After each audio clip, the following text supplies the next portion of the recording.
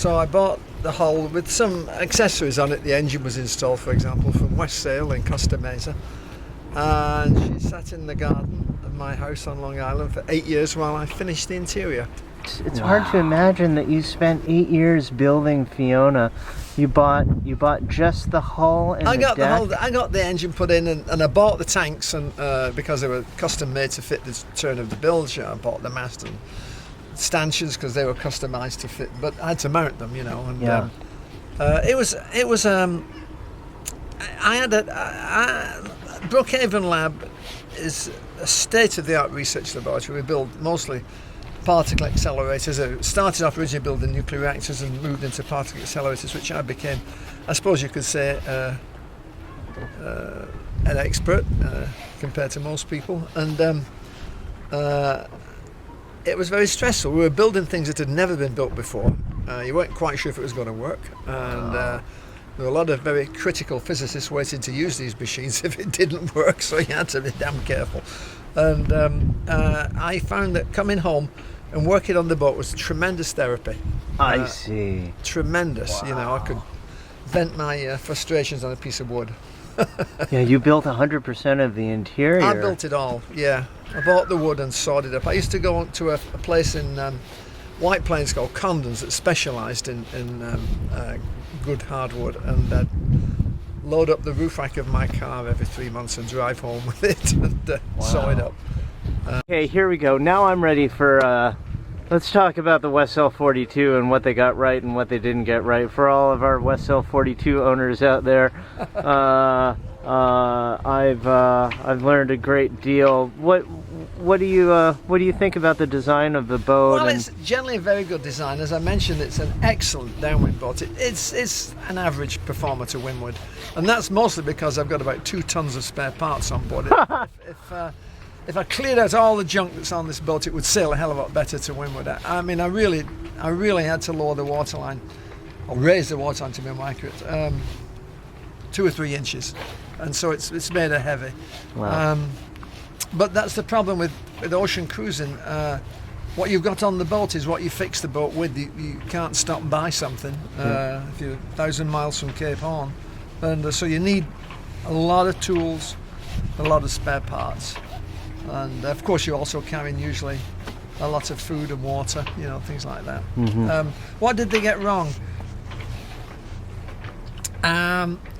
I didn't like the design of the rudder. For example, it's got a sharp corner at the bottom, which I think if you sail onto a mud flat, which is common enough if you sail enough, when you go in reverse, that will grab and spin the wheel out of your hand no matter what. You'll never be able to hold the wheel with the rudder digging in. Wow. And so I cut mine so that it starts at the hinge and then forms a gentle curve upwards, rising up about 9 inches at the after end. Wow. And then you fiberglassed over it and repainted it. And for some reason, they seem to feel that if you did lose your steering, which again it has happened to me at least half a dozen times, a chain or something has broken, that you could stick an iron bar in the aft cabin and engage the rudder post and steer from below. I don't know who dreamed that one up, but what I did was I put a universal joint on the rudder post, which comes up at an angle, so it could come up vertically, and then put about a 2 or 3 foot extension that comes out through the deck. Wow. And enables a tiller to be mounted on the head of it. To come over this, you have to move that, and come over here so that you can steer the boat with the tiller. That happened even on my last trip. The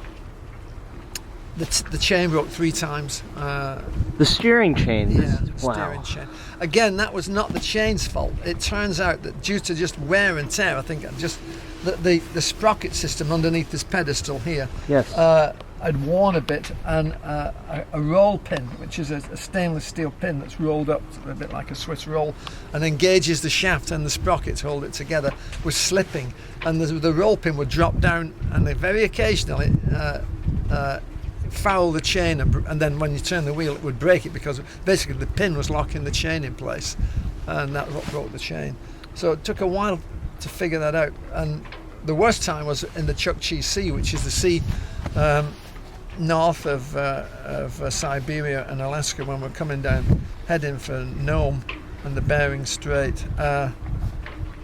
the weather was pretty bad, and the chain broke, and we had to hove to and rig the tiller. And then, of course, now nothing. We had to be at the wheel at the tiller all the time. So in that rather cold climate, we sailed the boat sitting here for 2.5 days to get to Nome, and that's where the crew jumped ship again. I had to sail single-handed from Nome to Dutch Harbour then before I could get new crew. And but I had spare chain. I always carry spare chain, of course, and I also carry spare master links, because generally speaking, when you break the chain, most of it's still okay. So if you've got master links, you can join it together. Wow. And, so how much anchor chain do you have aboard? 280 feet. That's another thing that I might mention, that I think the bobstay design on the original one was weak. I think they recommended 7/16 wire with swayed ends on it, and that's what I used. And that broke going around the world. And fortunately, it didn't break all at once. It began to unshred itself somehow or other. And we did notice that, and I took some anchor chain. I think actually now twice I've taken anchor chain, so I don't know if I have 280 feet anymore. I've probably got more like 260 feet. But anyway, we rigged anchor chain, and that on that particular trip, that chain broke again. The actual anchor chain broke, and now I have 1/2-inch stainless there, and that's not broken so far, touch wood. But, there's just such an enormous strain on the bobstay. And when it broke, I was sailing north from Grenada, and I think it was when we actually beam of St. Vincent, and we got out into the wind acceleration zone to the north end of the island. A gust hit the jib, which was reefed, and the chain, which was at the time, just broke with a big bang, and the whole bowsprit bent up, and of course the roller furler was wrecked too. And I had to sail without the jib to St. Martin and then I got it re-welded, but it was still bent. And when I got home, I took the whole bow platform off and went to a factory that made lamp poles, big ones, and they put on a machine and bent it straight. And then we welded reinforcing pieces underneath, so that the bending moment in that vertical direction to cause a deflection would be very high. And wow.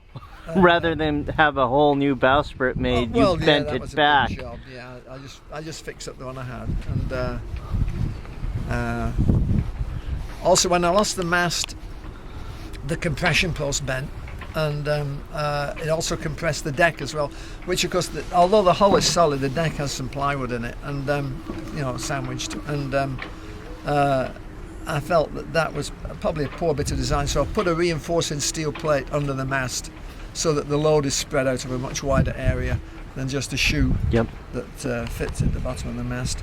And when I took the compression post off to replace it, I discovered it was only schedule 10, which is a bit thin wall, so I put in a schedule 40. Schedule 40 compression post. Yeah, which is, I think, a 1/4 inch thick stainless steel walls.